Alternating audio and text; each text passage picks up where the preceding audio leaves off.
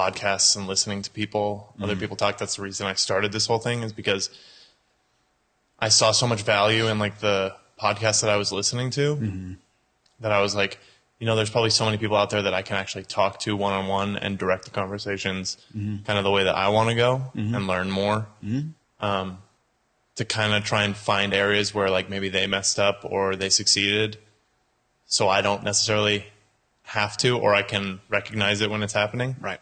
And that's the whole idea of this, and to just get better at conversation. Yeah. Because I think it's a really important aspect of life. Yeah. Yeah. I've learned a lot in mine. I don't know if you know, but I have. Yeah. I've learned a ton. Yeah, definitely. My mom told me, when did you start yours? I started in like the first episode, I think I launched in like May 2019. Okay. Yeah. So my mom mentioned it when you started it, and it's for like parents of athletes. Parents of athletes. Yeah. Trying to understand how to help their athletes succeed. Yeah. So I interview like professional athletes about their journey. And so it's cool, man. I've had like I've had some really big people on. Yeah, I know. I was just looking at that actually this morning. And you've had like a bunch of U.S. men's national team athletes. Yeah. I forgot what his name is. Jerome, the runner. Is that his name? He was an Olympic. He's from runner. What's his name? Jaron Solomon. Yeah. Jaron Solomon. I actually met him because he used to do the cryo place here. Yeah. And me and my buddy sat down and talked with him for like 30 minutes. Super nice guy. Yeah. And I saw him on yours, and I was like, oh yeah, I totally remember that guy. Yeah. But yeah, he told us like his story about just like, we were asking him about training and stuff like that, because he was like a part owner in that place, or he owned it outright himself, and then he trained on the side for Olympics and stuff like that, which is it's cool, dude. Yeah, it's amazing. I mean, I can't imagine getting to meet like and really talk to and try and understand the psyche of those athletes, which you get to do a lot, like professional athletes, because that's like your whole business right now, right? Right. Yeah, not just them, but working with anybody really. But that's who I've kind of geared towards. Yeah. Professional soccer players mainly, right? Which is super cool. Yeah.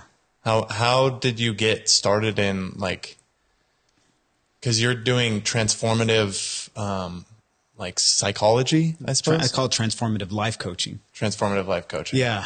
So, man, how did I get into that? Yeah. I actually have a background in counseling. I got my mental health counseling degree, and I did it when I was working at the arena, and I wasn't finding like the arena was fulfilling. So I said, I want to do more. I want to help people.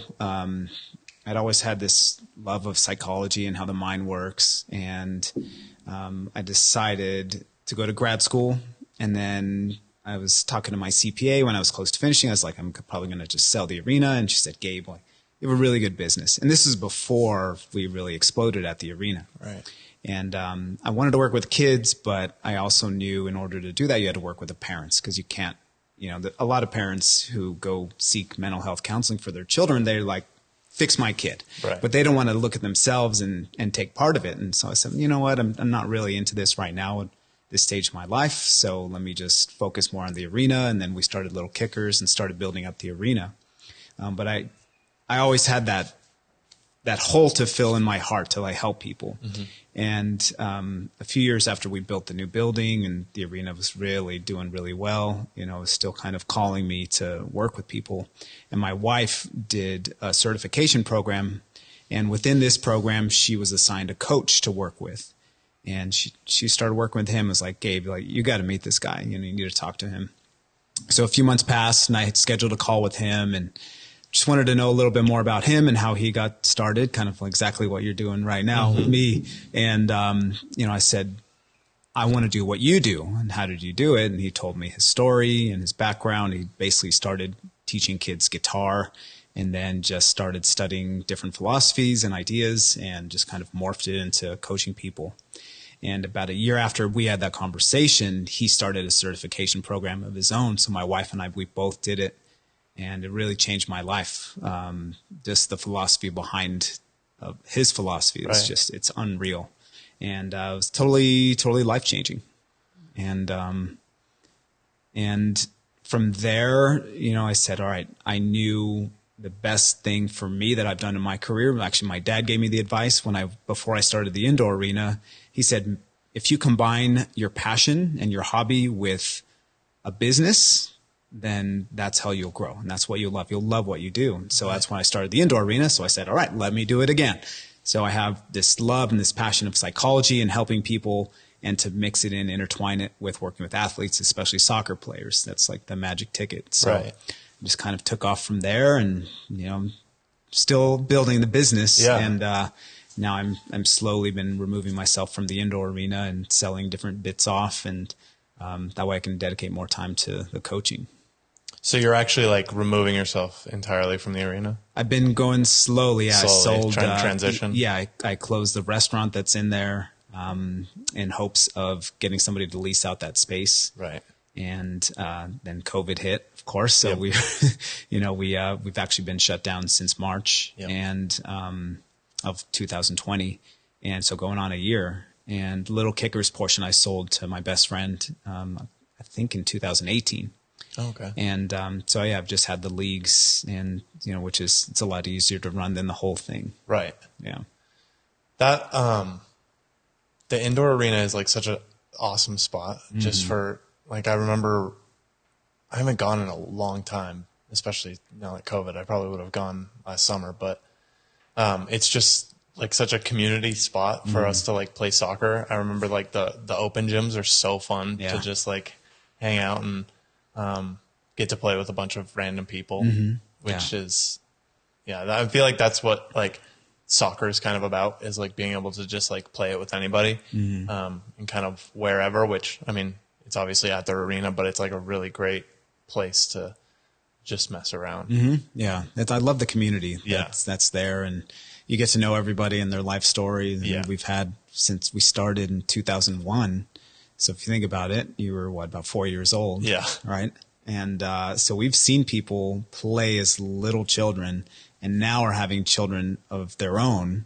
And we've been there that long, That's so crazy. It's like this next generation. You've had it since 2001? 2001. And you were up on Copper, right? Right. Yep. We were in there for 10 years, and then now we're in our 10th year of the new building. So that's amazing. Yeah. And the second 10 years has just flown by a lot quicker than the first 10 years. Yeah. How was the first 10 years? Was that rough? Not really. Actually, it was kind of just destined and meant to be. So I went in, and after college, I was kind of at a loss of what to do, but I knew I wanted to run a business. That's when my dad gave me that advice to marry your hobby with a business. And the building was sitting empty. And one of my friends from high school and college, his dad used to run it, Ricardo. And so we knew it was sitting empty for years. And I said, all right. So my friend Casey, we've been kind of joking around that we should open up the old building, open up the old indoor arena. So I said, all right, that's the idea right there. After I got that advice from my dad, we went and fixed it up, and we were going to compete. There's another arena in town up in the Heights on Morris and Candelaria. Okay. And that's where we were playing. And I said, you know what? Like, they're up in the Heights. They have their different clientele. So we're going to go after the Latino demographic, because that's who used to play there mostly. Yeah. So that was kind of our game plan and going in. And then the same month that we opened, that arena closed. Whoa, really? So yeah, it was just like we had no idea that was going to happen. We were in the middle of the process, and all of a sudden we got that news, and we were like, oh my God, this is just like really destined to be. So we got all those customers. So that's really important. That's kind of weird. I feel like that happens often here in Albuquerque. Like the UNM team got cut, but now there's United. Yeah. Because like that was a big thing for me, was the UNM. Like when I was younger, we would go to those games, and that's like what would inspire you to go on to the next level. Right. And when they like announced that they're cutting the team, I was like, that's so like sad and so depressing, because that really did like inspire a lot of kids, especially my age, to like want to play on that field. Like that was like your goal. Absolutely. I remember when I started out at Fort Lewis, I was like, I'm going to play here 2 years and then try and transfer to UNM. Fell in love with Fort Lewis, the family everybody there. So that was like off the table after that. But like that was what got me to Fort Lewis. Right. Yeah. And when it closed, I was like, or when they cut the team, I was like, shoot. Yeah. But I didn't really think about United. Yeah. And that's like, they're huge. Right.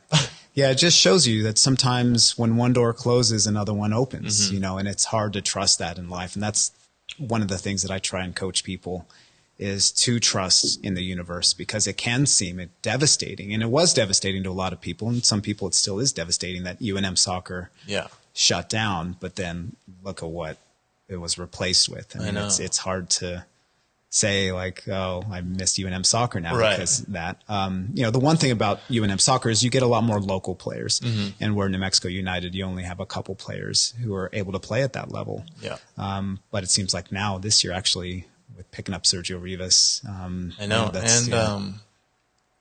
One of the Touche brothers. Oh yeah, that's right. I think Alex right? Touche. Yeah. So now, you know, you do see some local players, but that, you know, that was the one thing of UNM is you get a lot more local players to cheer for that you remember as a youth player, watching them grow up, and now they're all of a sudden there, and that's that motivation you were talking about. But yeah, you know, for us, it was like this door shut. It wasn't our door that shut at the indoor, the old indoor arena, but it was a door that was shut. And for us, it just opened just naturally. So we knew it was destined to be. And somewhat similar thing happened when we opened the new building as well, where there was we had tried to find a new facility for years because, as you remember, that old building, it was, you know, literally it had holes in the wall. Yeah. You know, it was literally a hole in the wall. With no heat or very limited heat, no air conditioning at the time. And it was just uncomfortable, not in the best part of town either. And, but it served its purpose for us. And, but we also knew that we wanted to find somewhere else, and we tried for years and years and years. And even in the place that we are now, I tried to buy that land about 2 years before I actually bought it. And we made an offer on the piece of land, and the owner said, you know what, this is actually our counter offer. And we weren't even close. So I said, all right, let me just hold off on that. And then we went back a couple of years later and put in a very similar offer, maybe even a lower offer than we originally did. And we got word back from our realtor who said, you know what, they're taking your offer. They're not even going to counter your offer because they're in foreclosure. And also the bank that they're foreclosing with is being bought out by another bank. So the FDIC said, just take the offer. So we got it at like an unreal price. That's awesome. Yeah. That just shows like understanding patience. Like throughout my life, I've been so like terrible with patience. I've always wanted things when I want them. Most people do. Yeah. I mean, it's common, but I think that there's so much like to be said about being able to wait for something, and the satisfaction and obviously the opportunity that it can give you, being able to wait for something rather than really try and jump at it. Like, maybe try and make that first offer work, and then it doesn't help you out, and then things change. Doesn't work as well as it did. Now, sometimes if you force things, it just doesn't work. You know, you have to wait for the flow to happen. And that's a really, really difficult thing for a lot of people, even adults, to figure out is that patience, you know. But the more experience you get and the more you can see like, hey, if I just let go of like really wanting this, because life is all about a balance. You know, you have to make things happen, but you also have to allow things to unfold. You know, you can't just try and make it happen all the time because you'll burn yourself out. You'll force things that aren't there. And obviously you can't just sit on the couch and say, I want to be a millionaire and just like wait for things to unfold, because you know, you have to participate. So it's a really delicate blend of making things happen and allowing things to happen. Right. Yeah, absolutely. I'm interested in how you so how old were you when you started the indoor arena, the original? I was 25. 25. Yeah. So you had just gone to college, and what were you doing before you started the arena? So I graduated, and then I was managing a nightclub downtown, and luckily that didn't work out for too long. It was a lot of fun, but not the best environment for me. And I was coaching also at the time. And but you know, that's what you do when you're young. You do stuff like that. And then there were some circumstances at the club that it just didn't work out, so I left, and I was substitute teaching. And that's when, I was like, okay, let me just get my bearings straight. I'm out of that environment. And I learned a lot about the business aspect of it, and especially what not to do in business. So it was a great experience. And then kind of going into substitute teaching was something to just like regroup. And that's when I was subbing, and I had that conversation with my dad, and I started moving forward with the arena. So I did it relatively soon after I graduated. I think I was actually 24 during that process, and then we opened when I was 25. That's awesome. I've envisioned like opening a business of my own for like so long, since I was like in like my freshman year of high school. I like had plans for owning my own business. Obviously those plans have changed so many times and drastically because your passions change, obviously. And I feel like especially when you're young, because you don't know very much. So like things just bounce around. You're like, oh, this, oh, this, oh, this. Yeah. And I think it's really important for me to like try as many things as I can just to like see. So I've like dipped my toes into way too many things. Yeah. And then I think it's good for me, but it also like brings me down a little bit because like I'm never like seeing anything through. Like I get pretty good at things that I try, but then I'm like, maybe I don't really like this. And I try something else. Yeah. It's natural. Right. It's nothing to be ashamed of or anything. Cause you don't want to do something you're not into. Right. It's better to just really love what you do. And so many people get stuck in that, right? They go to school for something they don't love, and then they move into that. And I did that. Actually, I have my bachelor's in broadcast journalism, and I had my minor in psych. I was close to double majoring. And but I decided to just minor in psychology. And I did an internship at one of the local news channels in the sports department, because that's what I was like, I want to do this. And then once I started to see like kind of their lifestyle, and I was like, you know what, I don't want to do this. But I was like or 2 semesters away from graduating. So I was like, let me just stick with it, but not follow through with it.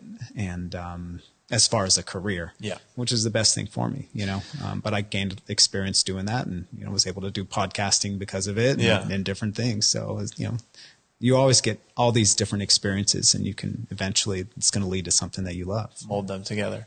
Yeah. I think there's like little aspects from everything that's going to teach me something in the future, like trying all these different things.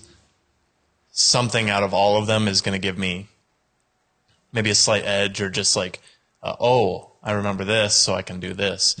Just some experience that I may not have had if I didn't try that specific thing. But yeah, I've always wanted to start my own business. So I really like the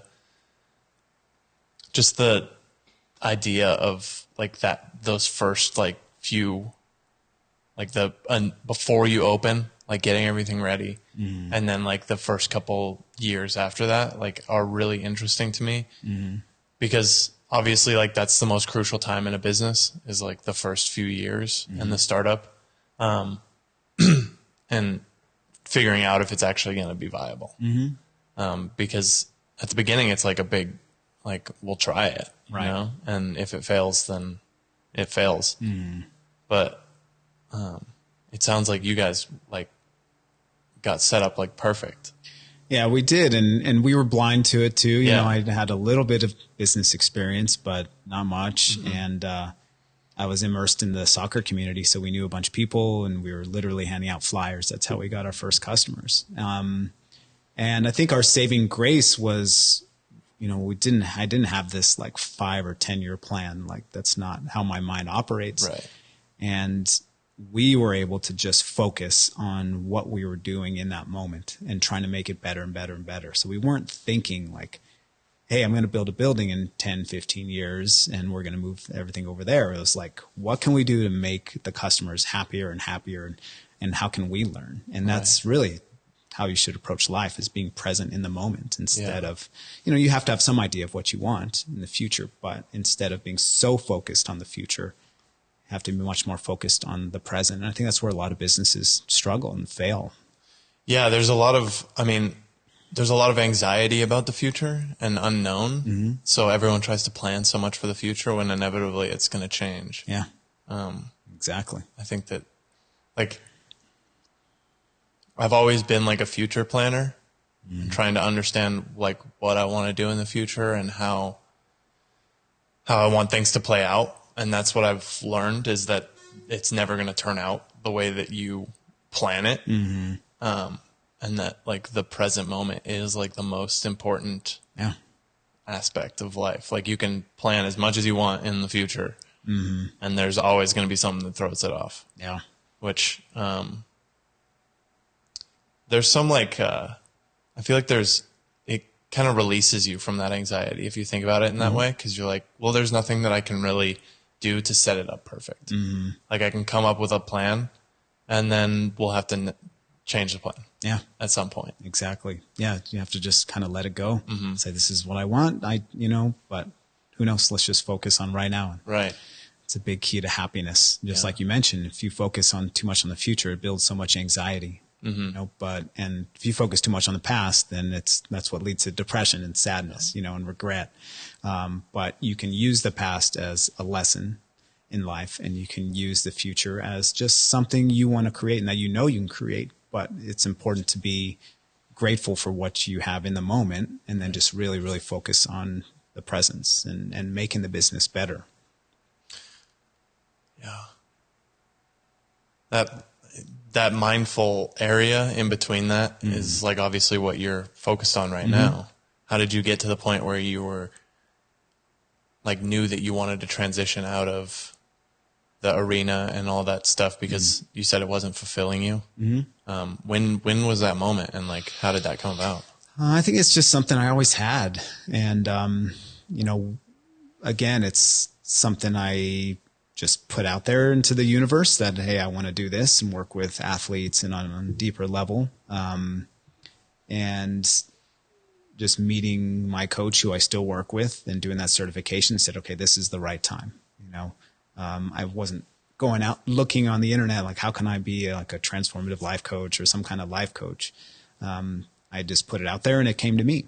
And I guess it was around then. So that was, I think, 2017 when I started that business, and been slowly building it, because the indoor arena is our main income as a family. So I haven't let that go yet, and obviously right now it's difficult to do anything with what's happening with coronavirus, and that our state won't allow us to open. Right. But I know that it's just divine timing, and it'll all work out when it's supposed to. So with that, it being closed, have you been doing more life coaching, or have you been like kind of just stuck in this like unknown area? Void. Yeah.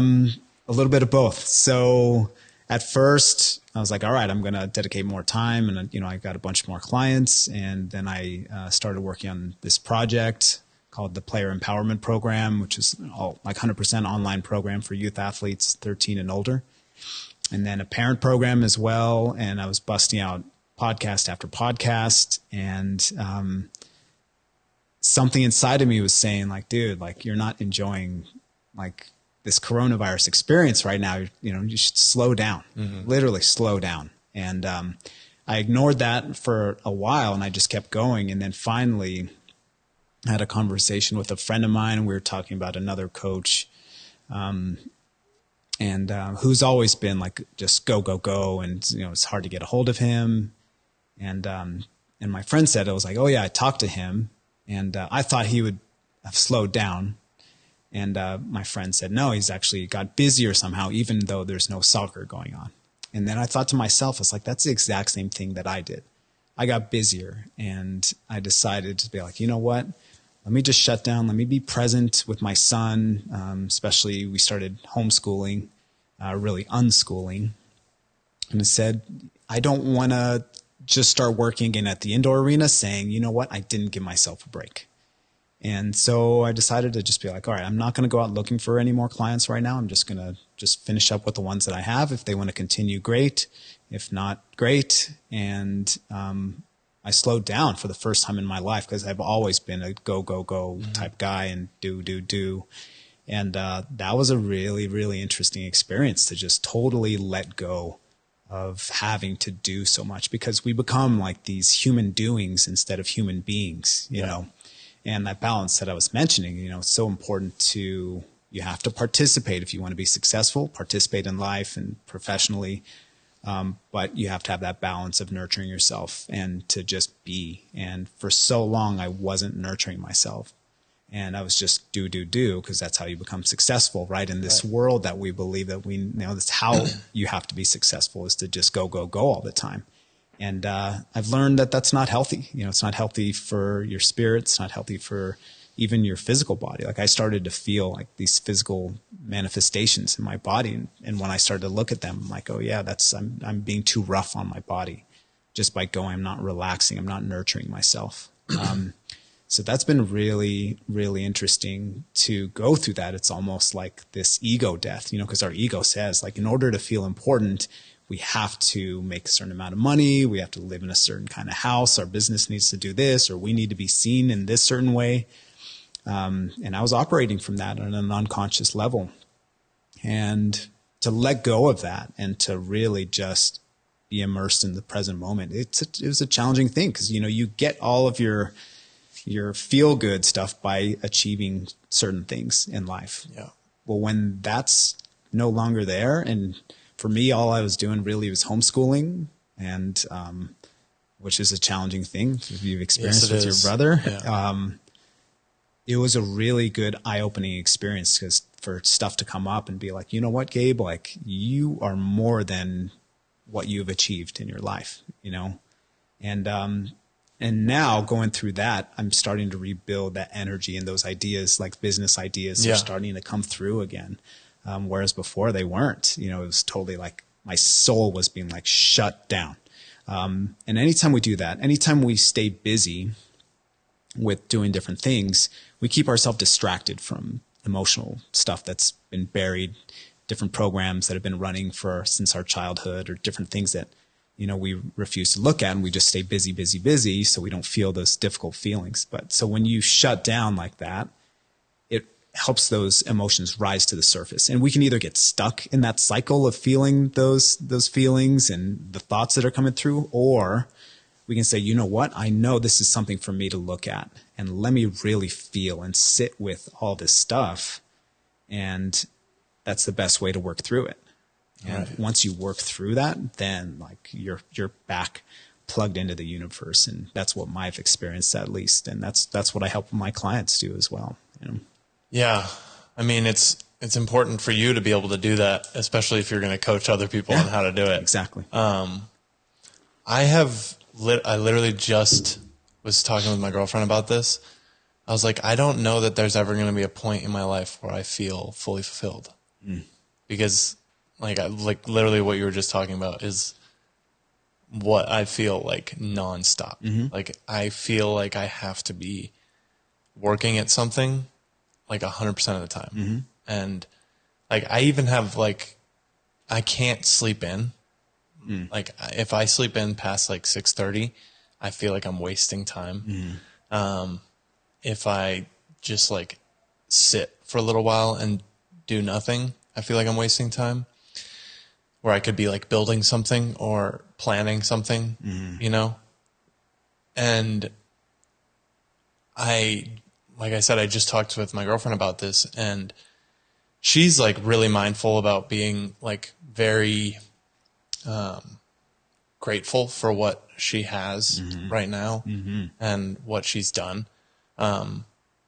She's like a high succeeder as well. She really wants to succeed at everything, but I think she's much better at it. She's talked to me in the past about like being worried about me getting lost in like work. And I think that I've like been trying to find a balance, especially now, because I'm at home so much, and like I value my family like a lot.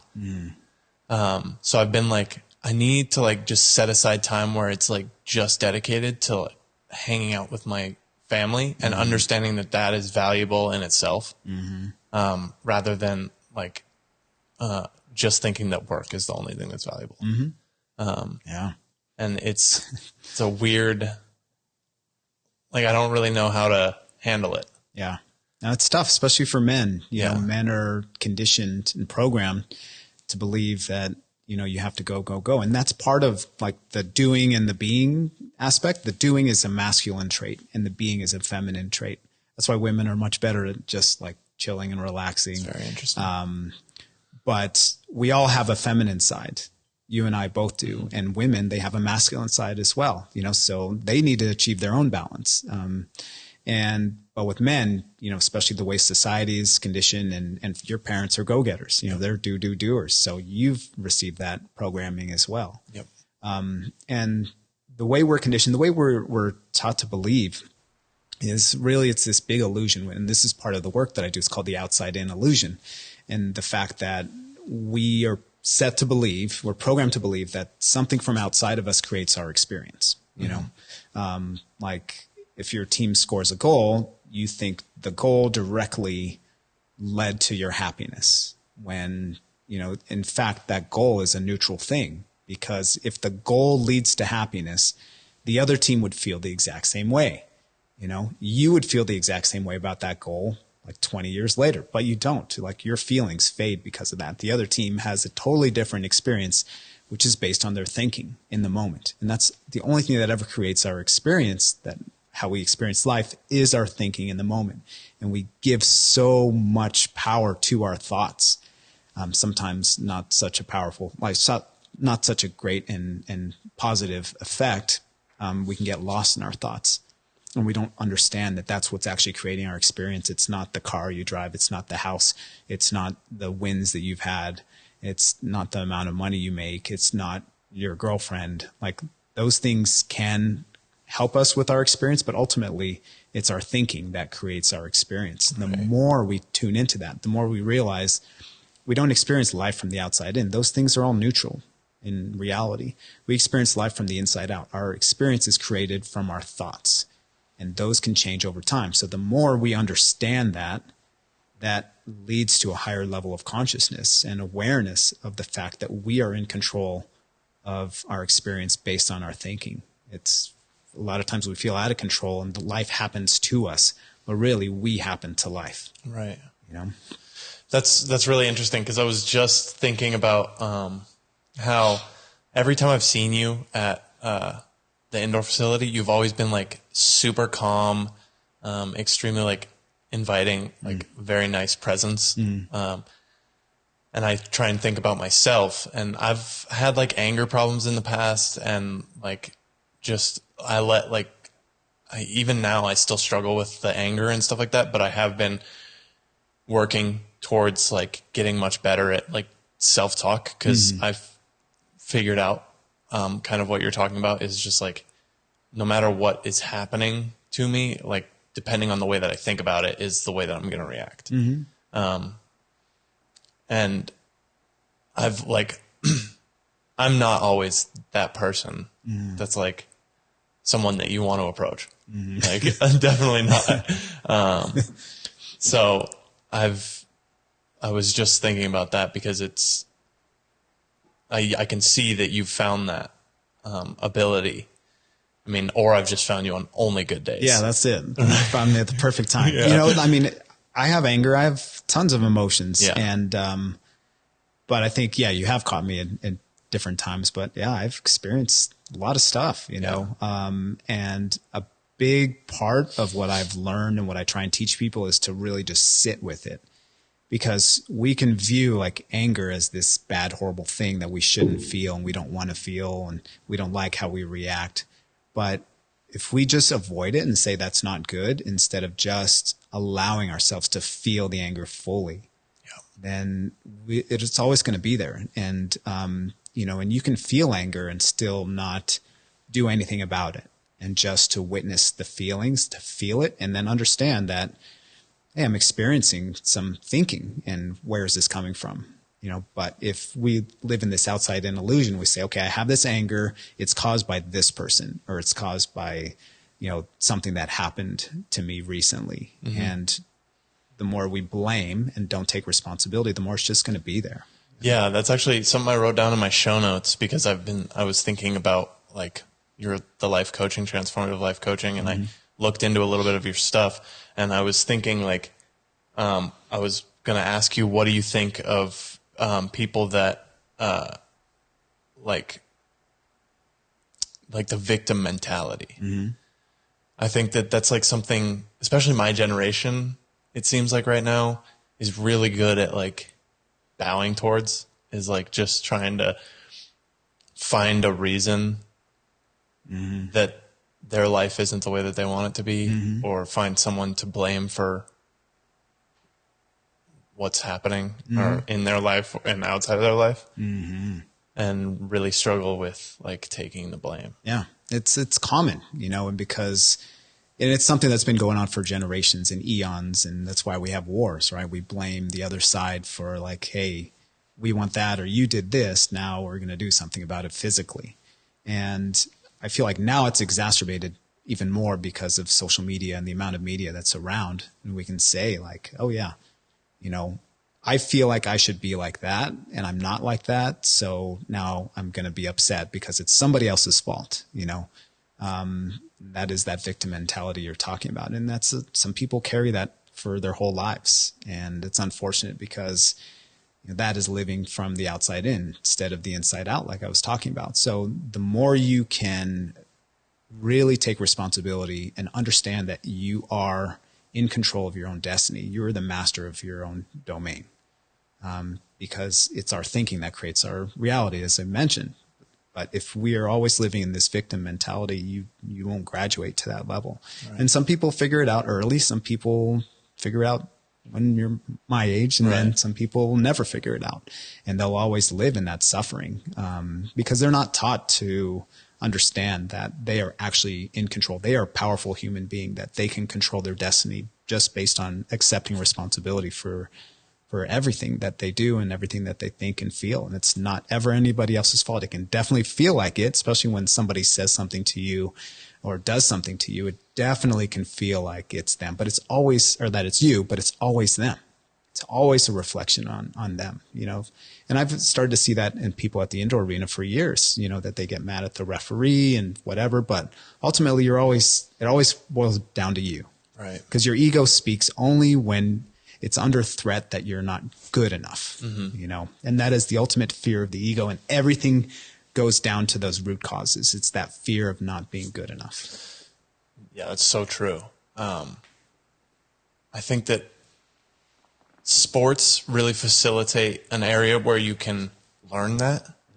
And I've found that recently because I'm sure you've seen me at the indoor arena. I was that guy that would like get angry at the ref or other players or something like that. I've probably been kicked out of the arena a few times. But I went like through college and being like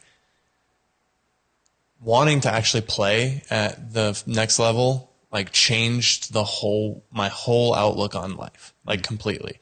And like honestly, perfect timing, because a lot of the things that have recently happened in my past would have probably been like really destructive to me had I not changed the way that I look at life before that. But like my freshman year of college, I had rage issues, and it was almost never towards anyone else. It was all a self-reflection of like, it was all me, like things that I was doing were never good enough.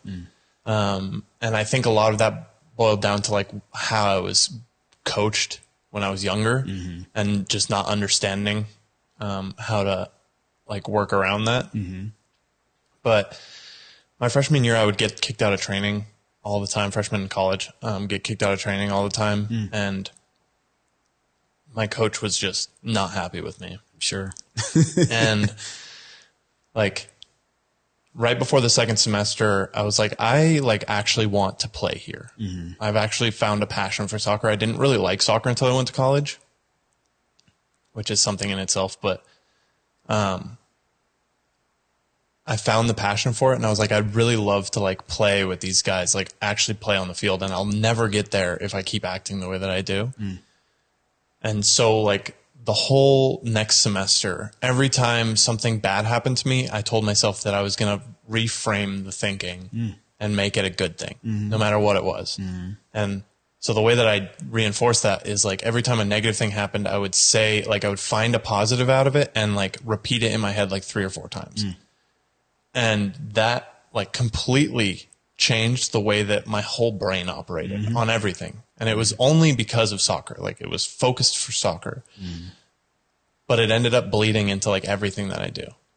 And I'm sure that there are other people out there that have had this happen to them maybe at earlier stages of sports, because they wanted to do that, and maybe not the same way, but that was the way that I did it. And it was the best thing that has probably ever happened to me.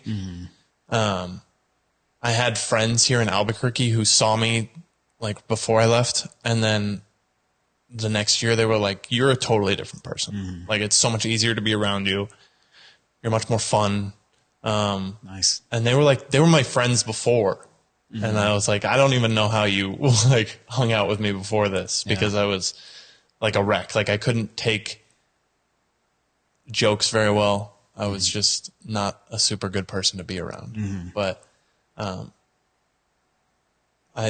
look back on that moment as like one of those, I hear this a lot. I'm not really old enough to know that much about it, but there are like a few moments in your life that like really alter the way that you perceive life, I think. And I think that will forever be like a big moment in my life, because now, even when I like lapse and go back a little bit, I can look back on that moment and be like, I did that in the past, so I can do it now. Yeah. You know, it's very wise, you know? Yeah. We're built to love.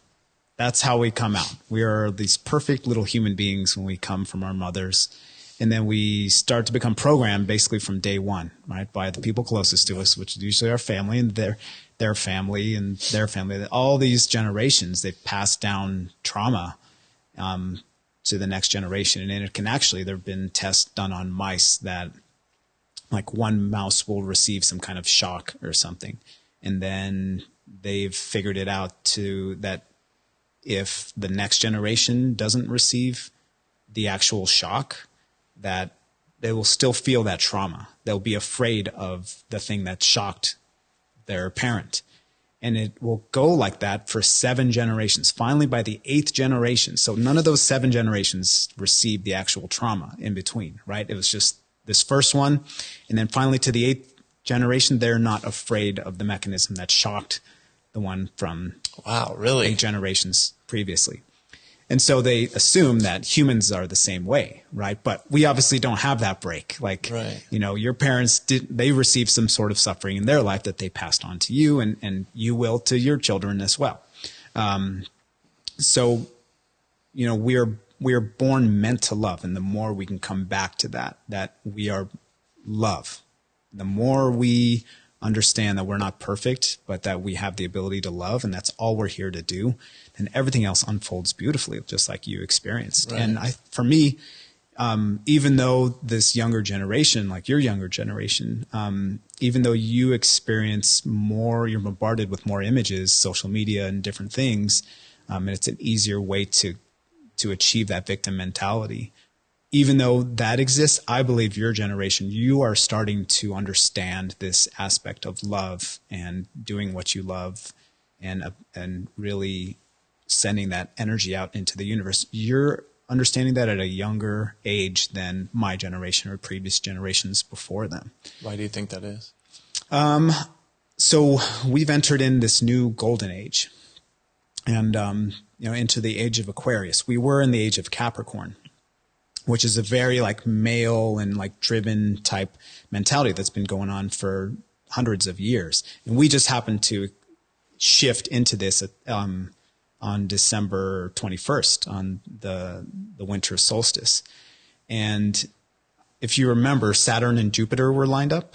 Do you remember seeing them, the 2 planets out there? They were lined up at this time. That's the Star of Bethlehem. That's when Jesus was born as well, which I think happens every 800 or some years. That those 2 planets will align, or maybe it's more than that. So we've entered this new age, and it's been astrologically predicted for years. And this is the age of love, and more of the feminine energy of being. and to do things more based on our heart, not so much on our mind and our thinking anymore. And your generation, anytime there's more, social media can be this platform that can damage people based on them viewing things as I'm not good enough. But there's also more information being passed around as well, and more connection. So people are starting to see these images of like love and harmony, and really focusing on working on the internal side of your being. So I think the fact that this information is spread so much faster has really been helping. And also things like, the nice thing about coronavirus, and of course a lot of people have suffered and died from it, but it's caused a lot of us to slow down in our lives and to rethink about what are we doing. So it's almost been this catalyst for us to have change. And I'm sure you've experienced it, and I know I've experienced it as well. Yeah, absolutely. I think that I've had more time, like we had to shut down the restaurant in the summer for a couple of months. And during that time, I was only with my family, and we would like go on walks every afternoon together. I was running with Brendan trying to get him fit, and trying to get myself fit because I was still playing soccer. And we were just like building stuff. Like we built this whole thing last summer. It's nice. All together, and it was like a really fun process. Yeah. We like made this whole table, and like we cleaned out this whole garage was stacked 8 feet high with boxes that hadn't been opened in 20 years. Wow. And I was like, you know what? This is a perfect time because my mom isn't distracted by work. She works all the time. And I have nothing better to do.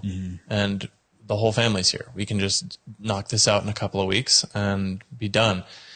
And it was a ridiculous process because a lot of it was like my mom's stuff, or my mom's dad's stuff, from working at the Los Alamos National Labs, and just letters and all this memorabilia. And you're like, what do we do with this? Yeah. Like when I have such a hard time with keeping things, because I'm like, when am I really going to like look back at it and actually get some value out of it?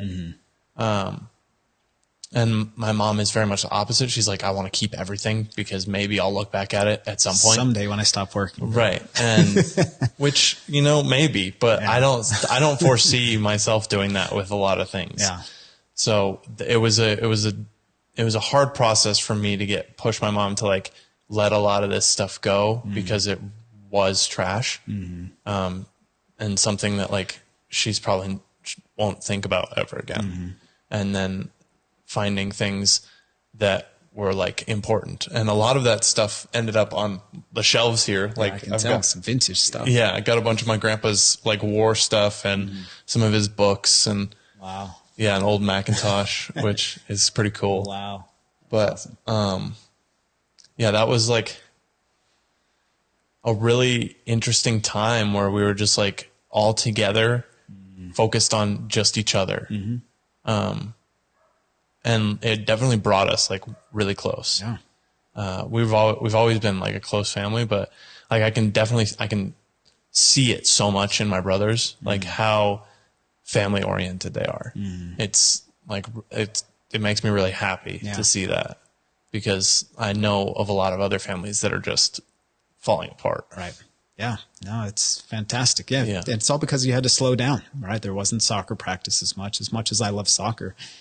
Kids sometimes just, especially at a higher level, they get so sucked into like that's all they do, and there is so much more to life, and it's possible to achieve more of a balance, because I think a lot of soccer players, what they'll do is they'll go to practice, they'll come home and play video games and do some homework, and that's it, and there's so much more to life if you've experienced and doing things that doesn't involve a screen, and also helps you replenish your spirit, to where you are digging through those old memorable times. And even though there was junk in there, it's still probably really cool to find a bunch of stuff like that. Yeah. My mom, it took her a really long time because she wanted to like read through, like she found a box of her mom's old letters. Wow. And she's got a lot of interesting stuff with her mom, and her mom, like how she acted and stuff like that. So having her being able to read through all of that was a really big insight to my mom about like who she really was. Wow. That she may not have known when she was alive.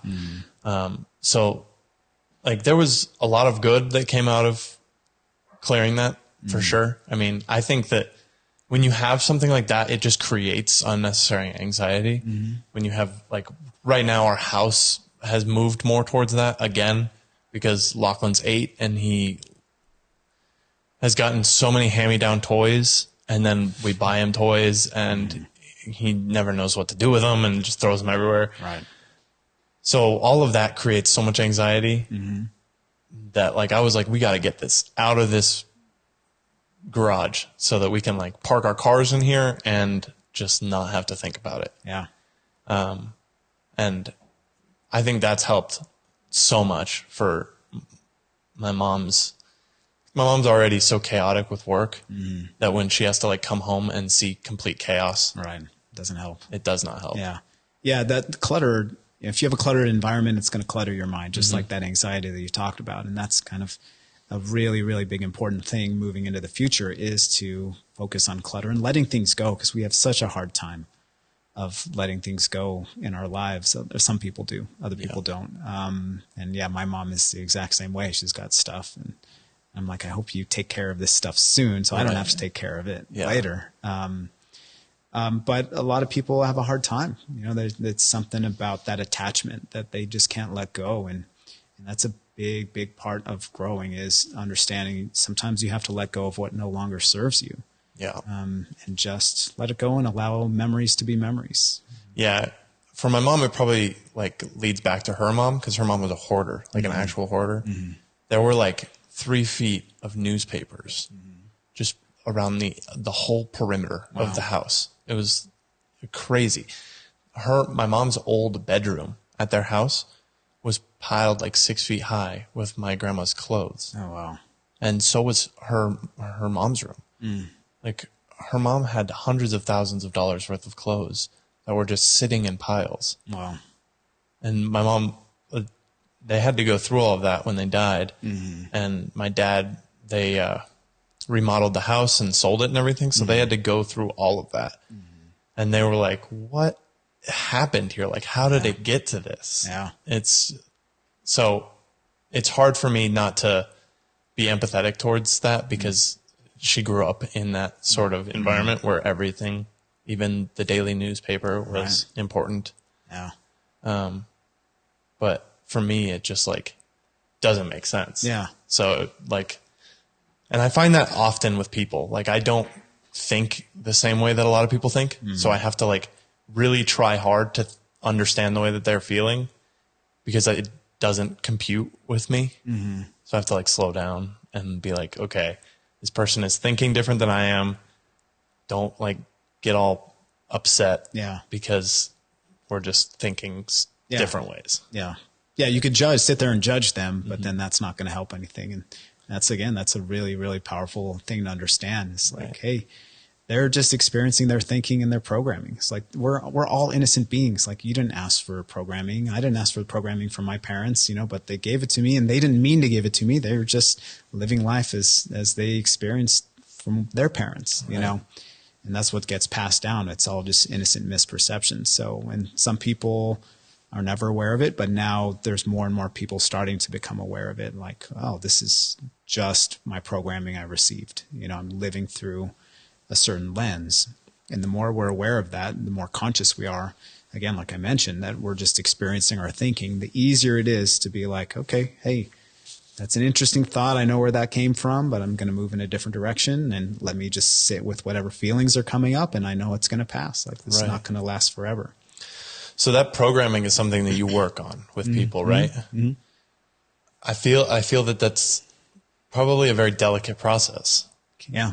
For some people. It can be rough, because a big part of it is sitting with the feelings of what it's like, because you can, like I said, you can resist your thoughts and your feelings forever and keep yourself distracted with certain things. So what I do with my clients is I create a safe container, unconditional love, non-judgment, and say, all right, what's coming up for you right now? And it's like, let's just sit with that feeling. Can you just welcome the pain that comes along with it, and there've been some really, really powerful sessions. And I've had that experience with my coach as well. Yeah. Just like crying my eyes out, just feeling the feelings of any kind of fear of the future, any kind of trauma from the past, and just welcoming that and allowing it. And it's like physically exhausting. Oh yeah. Because we have our emotions and our thoughts are stuck, literally like stuck in our brains and in our spinal column. And to just sit and allow them to be, that's what helps release them. And sometimes you have to keep doing it and keep reminding yourself, but that's part of the process. So it can be delicate, but that's my job, is not to tiptoe around with my clients. It's to be like, hey man, or hey young woman, like, let's sit through this. Are you open to it? I always ask permission. I'm not like, hey, you're going to sit there and feel your feelings today, you know, say, are you open to this? Cause they always bring up whatever is upsetting them. And then, you know, and it's always, if you think of an onion, you know, you have one layer and then you peel back and there's another layer. So what they may be feeling is just on the outside of the onion, and we peel it back. Like, what does this remind you of? And, you know, and you keep peeling back the layers and you get to that inside core. And that's almost always like a feeling of a fear of not being good enough. And so we welcome that, or whatever may be on the exterior of that feeling. Because sometimes you have to feel here first before you get to the root, you know, to feel that. And so, yeah, once we peel back a little bit and say, all right, let's just sit with that fear. And then you're not resisting anymore. You can be like, all right, I understand. I'm just fearing a thought. That's all it is. You know, that probably is not going to happen. It's probably not true at all, but that's what I'm feeling. So let me just feel that. And then it just allows you to move forward so much easier. But it's physically exhausting. Yeah.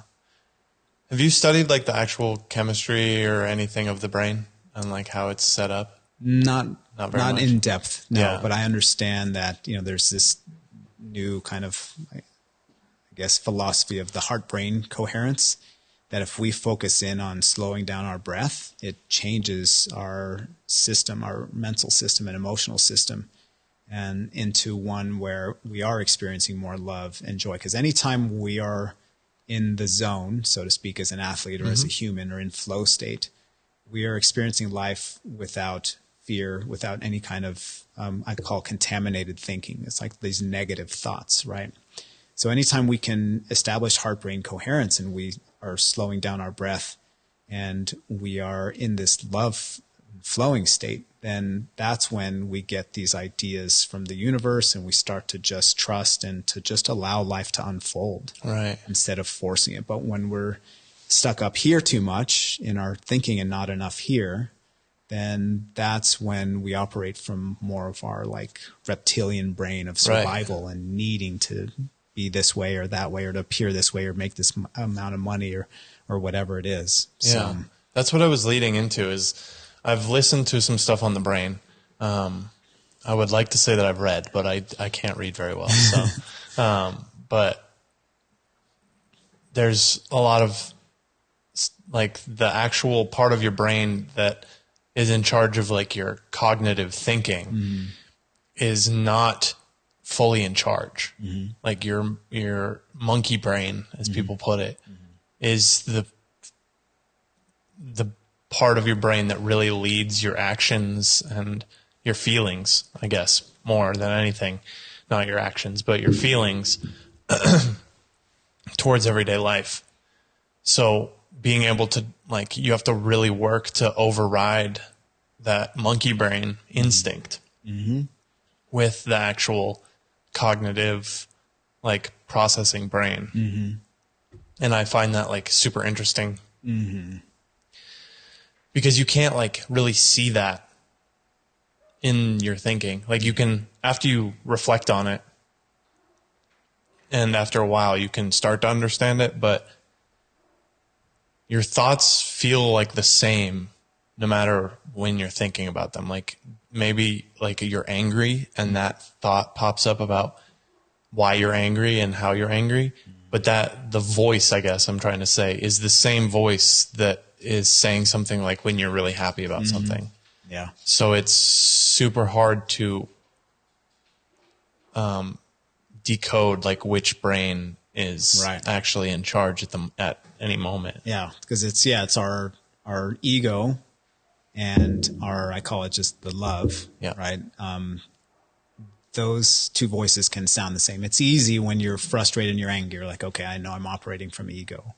But the more quiet, there can be a more quiet ego as well that can sneak in there and say like, oh no, I want this. This is good for me. And I think a lot of people are in there, and that's what denial is, right? That they don't understand. They feel like it's love, but without really slowing down and being conscious of that is a possibility, that you're not operating from this love state, that you are operating from ego still, then the more likely it is that you can sit there and observe and slow down. But I think, one thing that people do is they just react, right? They have an experience, they feel an emotion, and then they react from it. And a big step in changing that is to just be aware and set that intention of like, hey, I'm going to respond instead of react from now on. Right. So which takes slowing down. Yep. And being aware of what you're thinking and what you're doing and what you're about to say, and say like, okay, am I helping the situation here, or can I take a moment to respond to this instead of reacting out of emotion? It's a tough thing that even a lot of adults, people a lot older than me, still struggle with. Oh yeah. I think I'm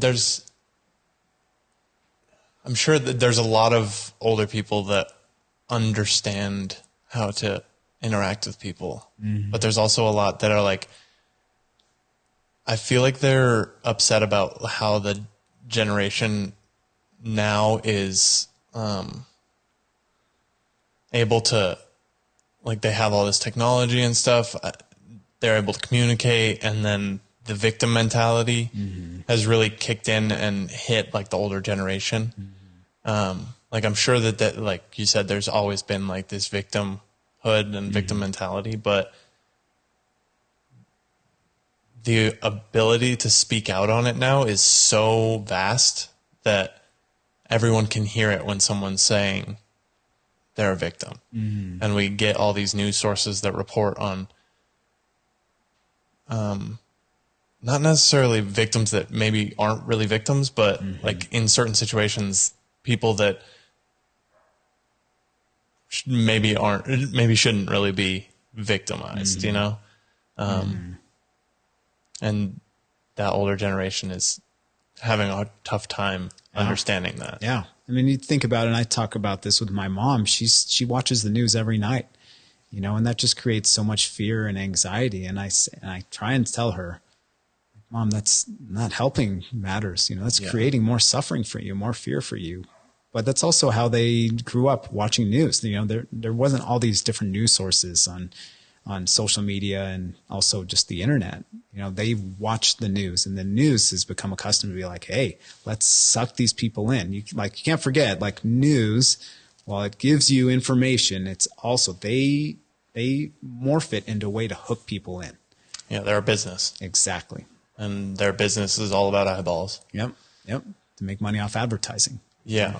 I think, I wonder what your thoughts are on like the current state of just,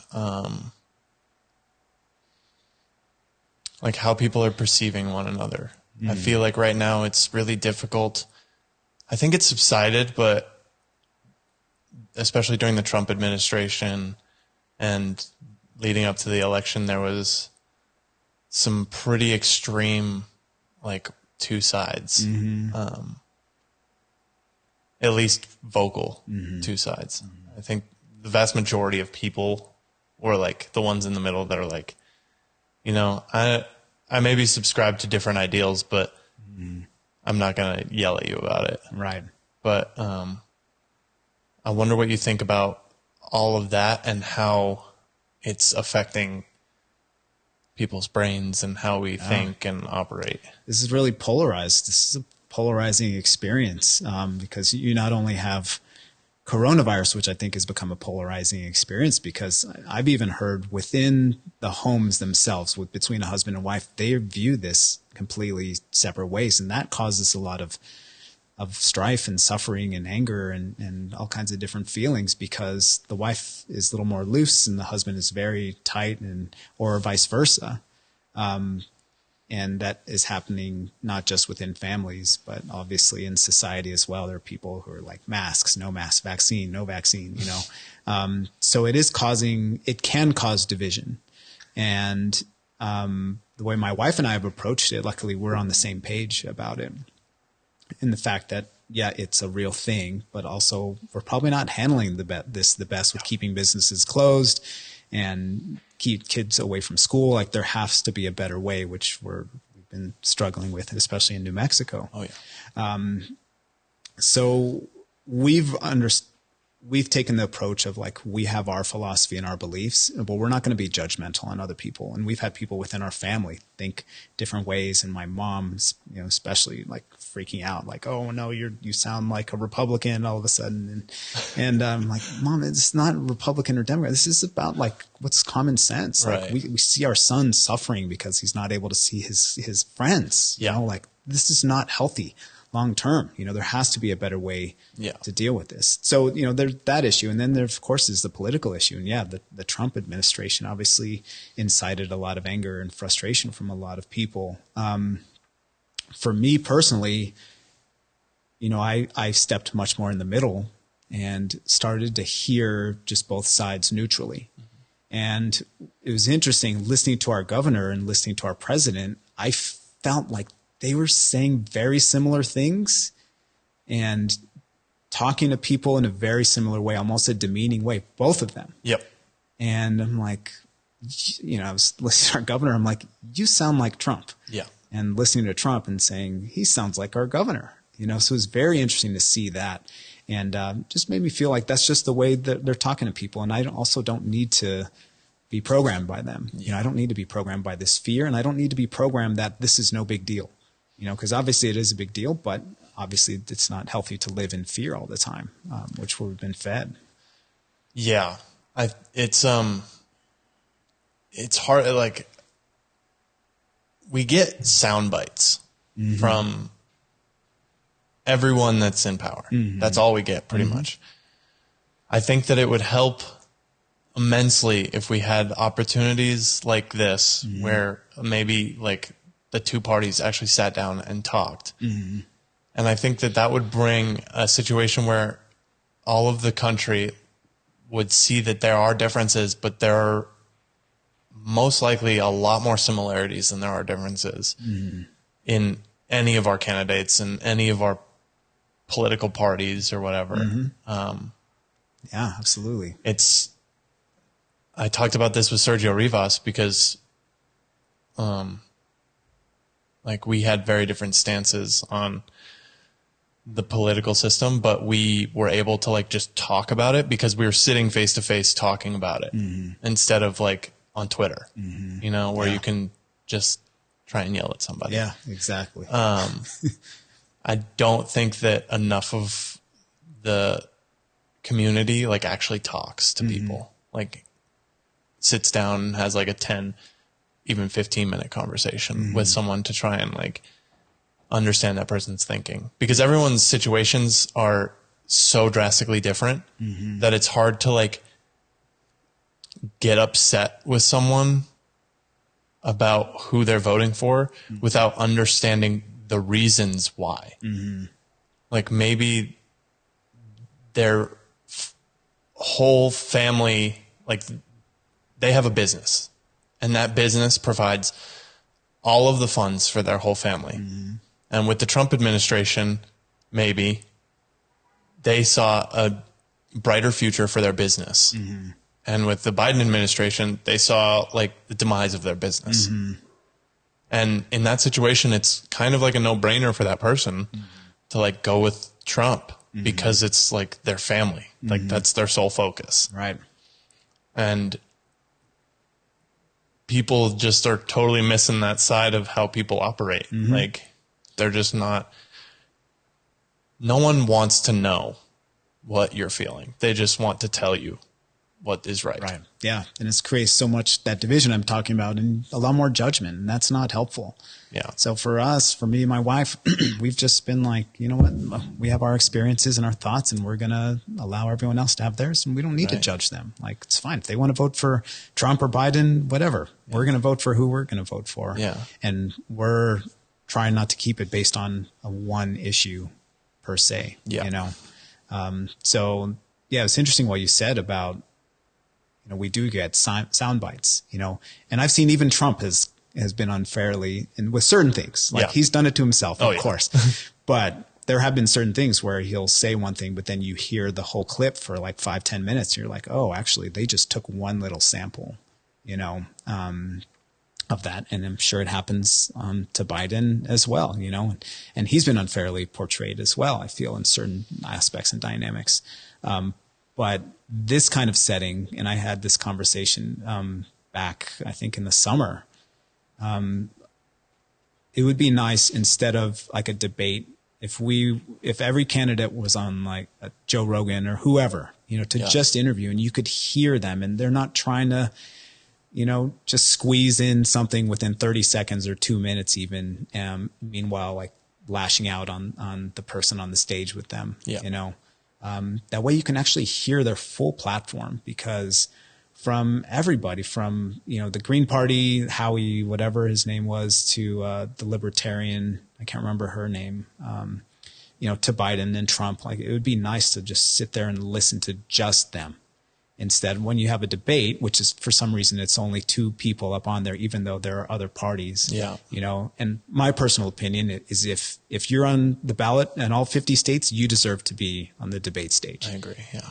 And, you know, it would be nice, instead of them being face to face and attacking each other, if you could just hear everything, as difficult as it may be for people to listen to Trump for an hour or 2 hours on Joe Rogan or somebody else, and vice versa for Joe Biden. It's important to hear as much as they can without being interrupted, without being insulted. You know?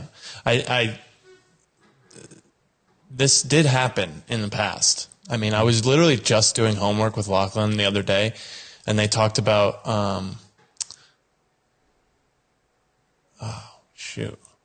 I forgot even the president's name, but one of the presidents went around and would talk in squares for hours, like literally hours, like 5 hours, about his plans and policies, and people would sit there and listen. Yeah. And there's something really important about that scenario that I think a lot of people do not understand, is you cannot fake what you're trying to do for that long. Right. Like, you can't put on a face for that long, because you're like 5 hours, you're going to get tired. Yeah. And you're going to start getting confused and stuff like that.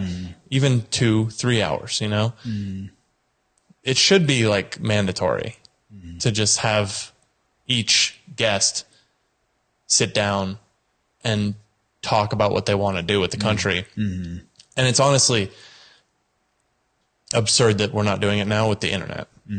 Like, you can listen to it whenever you want. Do it a couple of months before the voting. Let everybody listen to it. And then you guys can have rebuttals. Like, we could do all of this over the internet or whatever. And it wouldn't have to be 2 hours condensed about every topic imaginable. It's also crazy. I was looking at when the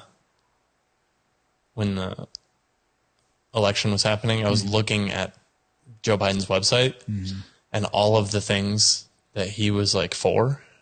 And I was like, there's no reason one person should be in charge of all of this. Yeah. It's too big a job for one person to handle. No. Yeah.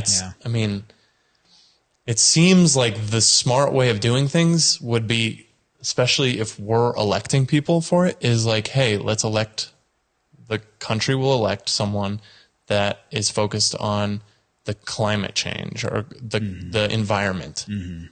One person is elected for military. One person is elected for social, in the social environment. And then all of those people would work together to like they wouldn't be solely in charge of making those decisions, but they would be the head of that area, and they would communicate with everybody and have that happen.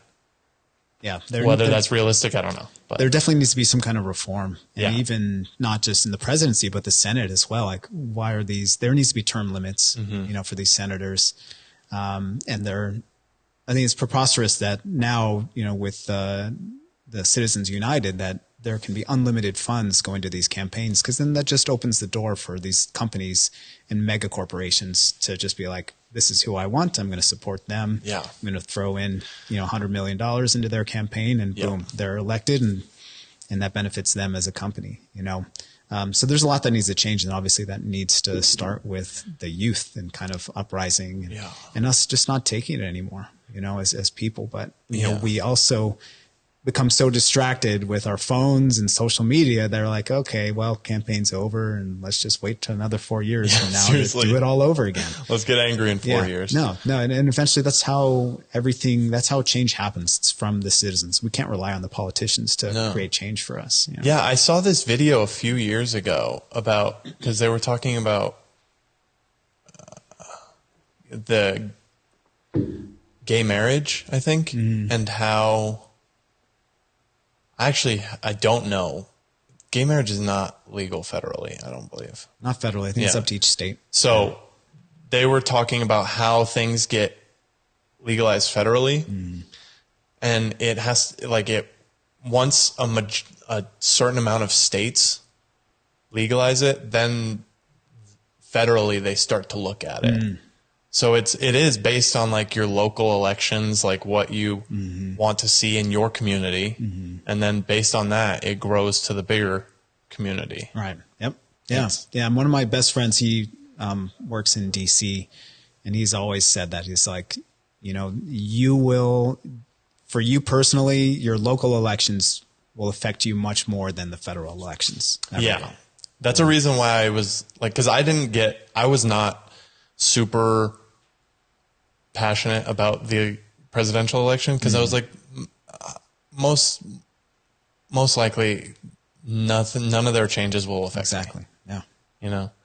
So it was amazing watching people freak out and start screaming about anyone who gets elected. I mean, a Capitol riot just seems like, where are we going? Yeah. And that's the downside of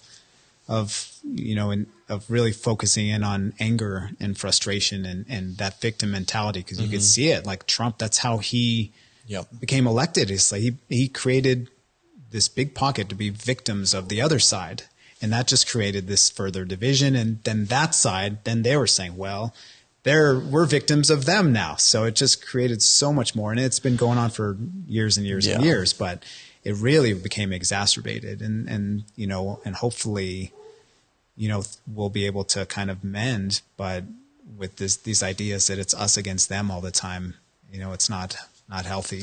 Super not healthy. I think it would be really great for everybody who is on one side to go talk to someone that's on the other side and just try and understand. Yeah, totally. Yeah. And we've gotten that perspective. My wife is from a small town in Texas, and her family focuses on something different than our family does, but they're good people. Yeah. And it was really interesting. Years ago, my wife and I took an Uber, and we were talking to the driver, and he had mentioned that he drove around the country and just talking to people. I said, well, what's one thing that you learned? And he said, he was saying, I'm more liberal, but meeting conservative people, he said, they are really good people. And essentially everybody is. Not everybody. There are people who are still struggling and living through that victim mentality, and they're suffering. But even then, that's just innocent misperception in them. You can view them as they're bad people. Yeah. But they've just are living through their thinking and their suffering. And people may have different thoughts about whatever, gay marriage, marijuana, abortion, taxes, whatever it is, military, but ultimately at the deep root, they are good people inside. They may have things to work through, and may, once they achieve more, or kind of remove more of their living through their ego and get into that love state, things may shift for them politically and how they decide. But ultimately, we are all born to love, as I mentioned. Right. You know. Did you watch The Social Dilemma? So we started it, and we haven't finished it yet. You haven't finished it yet? That is... Yeah. That movie or whatever, documentary,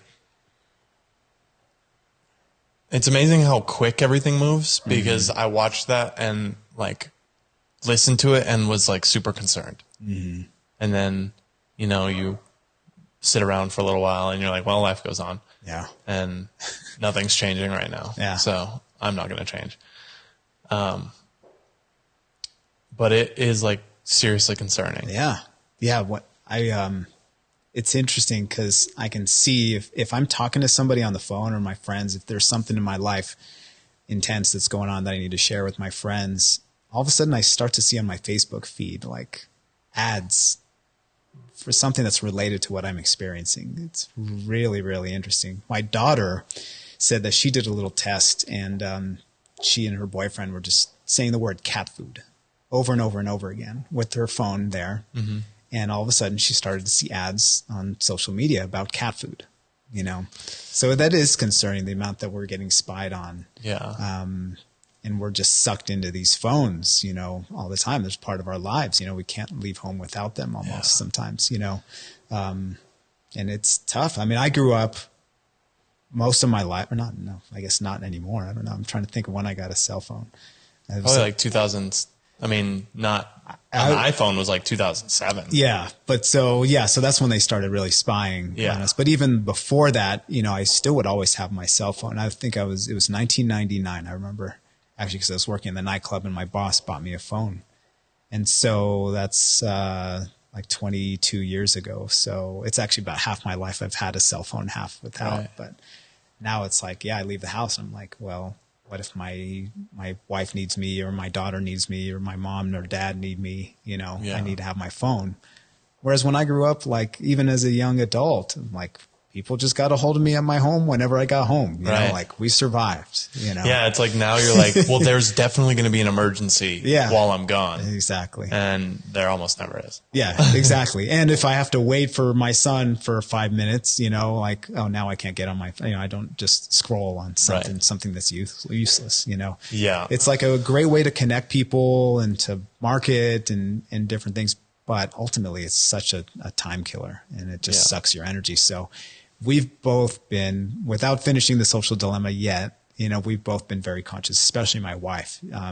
She's been very conscious about just putting down the phone at a certain time. And that's really helped with our relationship and our relationship with our son as well. Cause he would make comments to her like, you're always on your phone, and, you know. Yeah. Lachlan does that too, to some of us. Yeah. It's difficult because like some of it you can warrant, like you're like, my mom does a lot of her marketing and stuff through Facebook and stuff for the restaurant. So she's on it and she's replying to reviews and all of that stuff. So you have to really try and find a time when it's like, okay. Yeah. But it's difficult. And watching that, the main thing that scared me was like the people that created them were addicted to them. Yeah. And you're like, well, I'm screwed. Yeah. Because I didn't make this. I don't even understand how it works. And they know exactly how it works. Yeah. Yeah. It's crazy. Yeah. Yeah. I've heard this. I don't know how accurate it is, but I've heard Bill Gates and even Steve Jobs, when he was alive, like they didn't let their kids have electronic devices when they were growing up.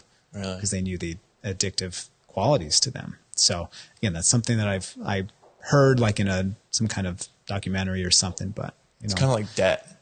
Yeah. The creators of debt like despised the idea of debt, but they created it to make more money. Exactly. Yep. Because they know it's not healthy. Yeah. Create this product, like just like cigarettes or alcohol, anything. Like you know, like especially cigarettes, like they don't do anybody really any good. They just kill somebody. At least with a drink, you know, if you can have one drink and relax and socialize, but you know, these people make this product and, you know, they turn a blind eye because of money. Yeah.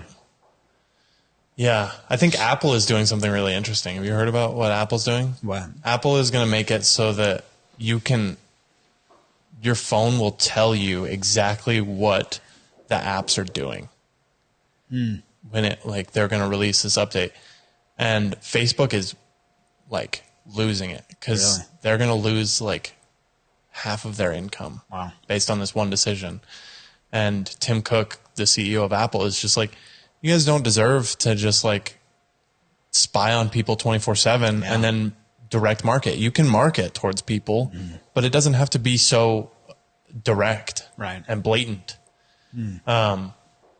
And so like they're in this huge battle right now, Facebook and Apple, because Apple's just like, you know what, we take privacy really seriously. And we want our users to be able to choose whether or not they're going to opt into something like this. Wow. So that's great. Yeah, it's good to hear. Interesting. Yeah, because you get these updates on the terms and conditions, and like, I'm not reading this. No. Like, I'm still going to use social media, at least at this point. But so that's good that they're fighting back, and I think a lot of things are shifting that way, and that's that kind of that new age of being more like, hey, let's do something that's actually good for people instead of taking advantage of them the way that you're doing just to make more money.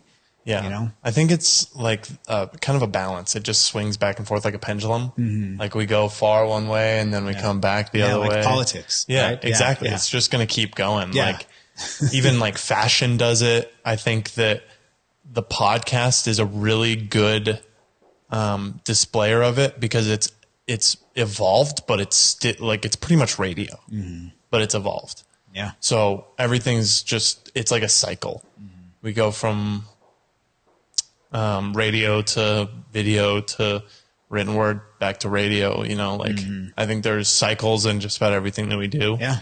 Totally. And we'll just continue to see it out. Yeah. Yeah. If you think about it, just politically, we went, let's say, from Bush to Obama to Trump to Biden. And it's just, it is this pendulum that goes back and forth, and it's going to continue unless we decide we're going to stop participating or demand that there's some kind of change.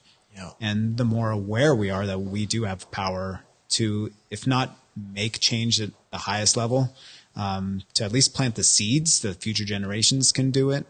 But also we can still live in our lives. We can create the world that we want, despite what's going around outside of it, Yeah, that's very true. I think there's a lot of growth that we can have, but we all, you need to coach everybody. Yeah, that's what I'm working towards, trying to deliver messages on a bigger platform. So I appreciate this. Yeah, no problem. I mean, mine's not super big, but it's great sitting down to talk with you. And, same, likewise. Thank you so much for coming on. Yeah, it's a pleasure. It's been a great conversation. Yeah. And I look forward to hopefully doing it again. Cool. Yeah. Let me know. I'm ready. Alrighty. Thank you. Thank you.